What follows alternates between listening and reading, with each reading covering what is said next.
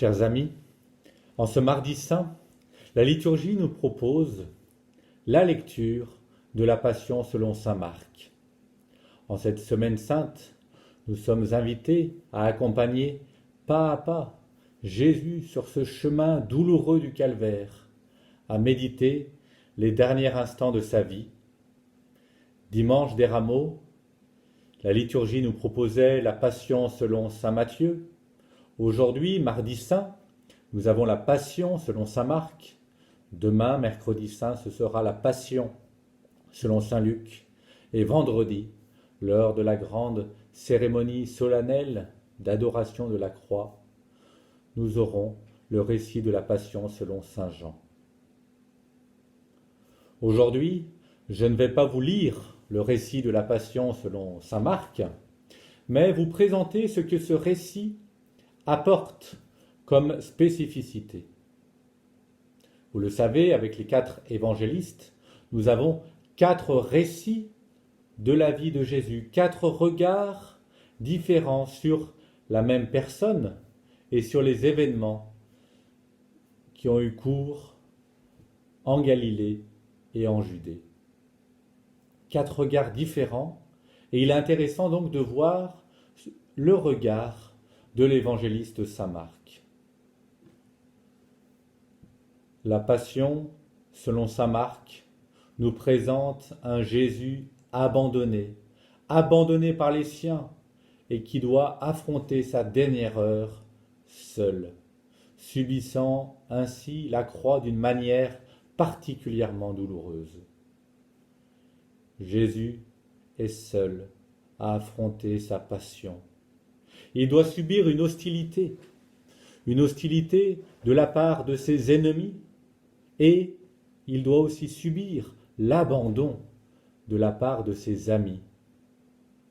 Alors l'hostilité, nous la voyons d'abord à travers les 2 procès que Jésus doit affronter.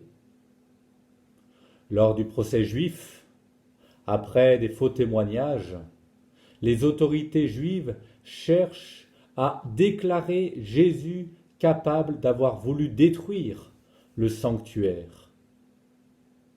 Ils accusent aussi Jésus de blasphème quand il répond à l'affirmative à cette question « Es-tu le Fils du Dieu béni ?» Et Jésus répondra « Tu le dis, je le suis. » Alors le grand prêtre déchire son vêtement et accuse Jésus de blasphème, en signe de scandale. Et lors du procès romain, ce procès est centré sur Jésus, roi des Juifs. Et nous voyons finalement qu'aucune autorité, qu'elle soit juive ou romaine, n'accorde justice à Jésus. Et même les 2 parties le maltraitent physiquement. Crachats, coups, railleries, gifles lors du procès juif, flagellation, couronnement d'épines, crachats, moqueries de la part des Romains. Et cette hostilité continuera jusqu'au calvaire. Au Golgotha, nous avons 3 groupes présents. Les chefs des prêtres, les Romains, et le 3e groupe, ce ne sont pas les amis de Jésus, ce sont les passants qui pourraient passer de manière indifférente, mais non, ils participent aux moqueries contre Jésus. Tous, ils se moquent de lui en reprenant les questions du procès juif.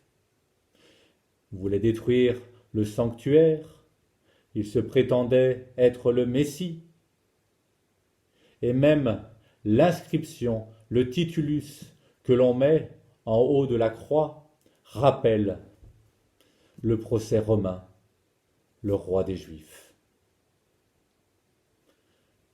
L'hostilité des ennemis de Jésus, mais nous voyons dans le récit marcien, selon saint Marc, nous voyons l'abandon des disciples. Et Marc est le plus brutal parmi les 4 évangélistes dans la description de la faillite des disciples. Déjà, plus que tout autre, saint Marc soulignait durant le ministère de Jésus l'échec des disciples à le comprendre, parce qu'ils n'avaient pas compris que Jésus devait souffrir. Dans le récit de la Passion, de la fin du repas jusqu'au calvaire, Jésus n'a aucune assistance visible de la part de ses partisans. Lors de son arrestation au jardin des Oliviers, la faillite des disciples culmine avec la fuite du jeune homme nu. Nous lisons, les disciples l'abandonnèrent et s'enfuirent tous. Et saint Marc rajoute cette précision qui est propre dans son évangile. Or, un jeune homme suivait Jésus. Il n'avait pour vêtement qu'un drap. On le saisit, mais lui, lâchant le drap, se sauva tout nu. Pouvons nous demander, mais qui est ce jeune homme? Les exégètes ont beaucoup discuté dessus. Mais il semble que ce jeune homme soit un aspirant disciple, qui, alors que les apôtres avaient fui, semble vouloir suivre Jésus, sans vouloir l'accompagner dans sa passion douloureuse. Mais dès que les soldats le saisissent, à la différence de Jésus qui se laisse saisir, lui, ce jeune homme, est si anxieux de fuir qu'il laisse ses adversaires, il laisse aux adversaires tout ce qu'il avait, et même son propre vêtement, son seul vêtement. On peut y voir dans cette incise la réalisation de ce qu'a dit le prophète Amos au chapitre 2, verset 16. « Et le plus courageux d'entre les braves s'enfuira nu en ces jours-là. » Dans l'abandon des disciples, et même dans cette fuite du jeune homme nu, on voit le contraste ironique entre les disciples de Jésus qui, au début de son ministère, avaient tout quitté pour le suivre et qui maintenant l'abandonnent. Et ce contraste ironique culmine dans cet aspirant disciple qui a tout quitté pour le fuir. Aucun ami, aucun partisan de Jésus n'est décrit être au pied de la croix. Et les femmes qui avaient suivi Jésus en Galilée sont décrites comme observant la scène de la mort de Jésus, mais de loin. Jésus est seul sur la croix, abandonné des hommes, et aussi, en apparence, abandonné de Dieu le Père. La propre marche de Jésus à travers sa passion est mise en évidence à travers ces deux prières qui encadrent en quelque sorte le récit de la passion de Jésus. D'abord, à Gethsémani, Jésus prie son Père en araméen et en grec et demande à son Père que ce calice soit écarté de lui. Prière qui ne reçoit en apparence aucune réponse. Et à la fin, au Golgotha, Jésus prie là encore son Père en araméen et en grec en disant « Mon Dieu, pourquoi m'as-tu abandonné ?» C'est la seule parole des 7 paroles de Jésus en croix, la seule parole que nous donne saint Marc, c'est sur l'abandon apparente de Dieu le Père. Mon Dieu, pourquoi m'as-tu abandonné ?» Et ce cri déchirant de Jésus en croix est accompagné des sarcasmes des spectateurs. Et finalement, Jésus expire, poussant un grand cri, apparemment vaincu par ses ennemis. Mais, chers amis, c'est là le grand bouleversement. C'est alors que le Père agit. Dieu, qui n'avait en apparence pas répondu aux prières de son Fils et l'avait, semble-t-il, abandonné, n'est pas absent, au contraire, il agit.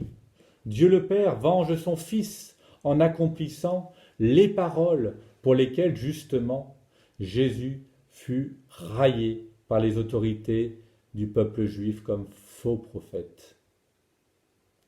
Il était accusé de vouloir détruire le sanctuaire, et on se moquait de Jésus quand il était en croix pour cela. Et voici que le voile du sanctuaire se déchire du haut jusqu'en bas. De même, il était accusé, puis bafoué sur la croix pour s'être dit le Messie, le Fils du Dieu béni. Et voici qu'à sa mort, un centurion déclare « Vraiment, cet homme était fils de Dieu ». Finalement, ce récit de la Passion, selon saint Marc, est le plus brutal parmi les 4 évangélistes dans sa description de l'angoisse de Jésus à Gethsémani et de la faillite des disciples. Il est raillé par les hommes méchants et abandonné de ses amis. Et même Dieu semble absent. Mais en réalité, c'est un récit qui doit nous inviter à l'espérance. Pourquoi ? Car si nos croix sont lourdes à porter, il y en a un qui nous précède sur nos chemins de croix. La passion du Christ fut terrible. Nos croix sont parfois lourdes, mais sa croix fut plus lourde encore. Il nous précède sur ce chemin du vrai disciple, qu'il veut être mon disciple, qu'il se renonce lui-même, qu'il porte sa croix et qu'il me suive. Suivre Jésus. Et nous voyons aussi qu'à travers l'abandon des amis de Jésus, nous ne devons pas nous décourager devant nos propres abandons. Si nous avons parfois failli, les apôtres ont d'abord failli. Et pourtant, Jésus continue de garder la confiance en ses apôtres. De même, si nous tombons, si nous fuyons Jésus, Jésus continuera à nous faire confiance. Et à l'abandon honteuse du jeune homme, du dernier disciple qui laisse seul Jésus affronter le procès et la mort, il y a cet autre jeune homme, vêtu de blanc, qui le matin de Pâques dira aux femmes « N'ayez pas peur, vous cherchez Jésus de Nazareth, le crucifié. Il est ressuscité. » L'ange proclame la victoire de Jésus sur la mort et le péché. Alors, gardons l'espérance. Le Christ est plus fort que la mort et le péché.